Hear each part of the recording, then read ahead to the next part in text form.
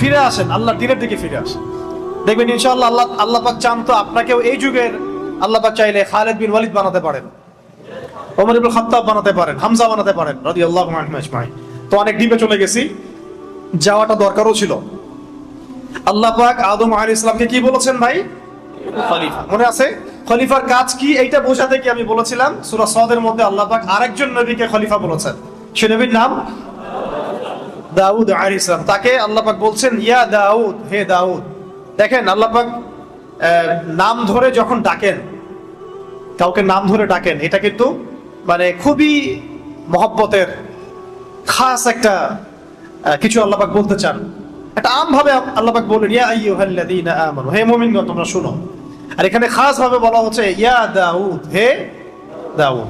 যেমন আমাদের নবীকে বলা হচ্ছে ইয়া আইয়ুহাল মুদাথ্থির, ইয়া আইয়ুহাল মুজাম্মিল, তাই না? ইয়াসিন, এইগুলো হচ্ছে আল্লাহ পাকের খাস মানে সম্বোধন। তাহলে দাউদ আলাইহিস সালামকে সম্বোধনে খাস না, হুকুমটা আম। খলিফাদের ক্ষেত্রে কিন্তু সম্বোধনটা খাস। আল্লাহ পাক বলছেন ইয়া দাউদ, হে দাউদ। ভালো করে শোনেন, কাদেরকে বলছি ভালো করে শোনেন, যারা সামনে রাজনীতি করতে যাচ্ছেন তাদেরকে বলছি। ইলেকশন করবেন, এমপি হবেন, স্বপ্ন দেখছেন, মার্কা টার্কা ফিক্স করে ফেলছেন, তাই না?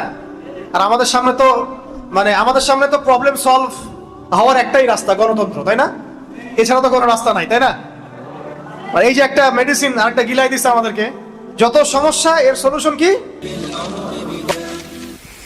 ليكن يومك للشعب ودادا